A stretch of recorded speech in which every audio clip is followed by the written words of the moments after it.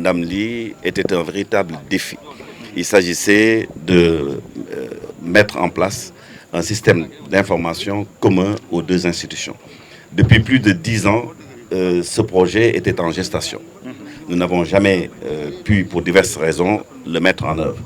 Jusqu'au moment où on a décidé que c'était le moment. Quand je parle nous, c'est les conseils d'administration des deux institutions qui ont estimé qu'il fallait rapprocher les institutions, mutualiser nos moyens pour rendre nos institutions plus performantes et limiter l'évasion sociale. Je crois que ça, au départ, longtemps on a cru que c'était un éléphant blanc, mais aujourd'hui c'est devenu une réalité.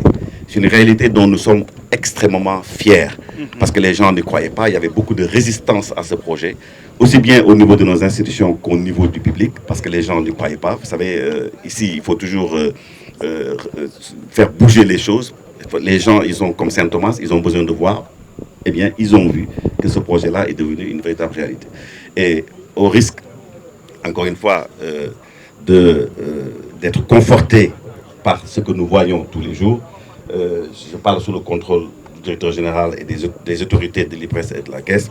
Aujourd'hui, malgré, encore une fois, c'est inhérent à tout projet, les quelques dysfonctionnements que nous avons au niveau du portail, mais ça c'est normal, il faut rôder le système.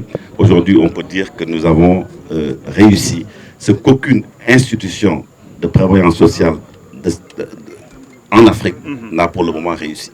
Donc, le Sénégal donne encore une fois l'exemple dans ce domaine. Et tout le monde vient aujourd'hui à l'école du Sénégal pour s'en imprégner et faire en sorte que ce projet soit dupliqué dans l'ensemble de la sous-région. Il faut rendre à César ce qui appartient à César.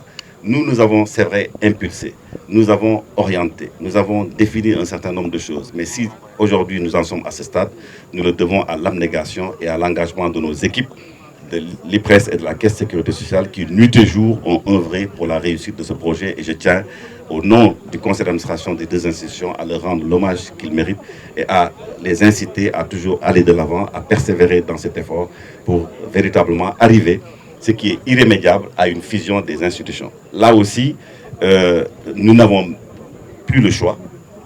Quand nous avons un même système d'information, quand nous avons donc une même base de données, un recouvrement unique, un paiement unique, je pense qu'un numéro d'immatriculation unique, je pense qu'aujourd'hui, on peut même considérer que de manière virtuelle, la fusion est faite. Il ne reste plus qu'à matérialiser cette fusion parce qu'encore une fois, les deux institutions aujourd'hui travaillent ensemble.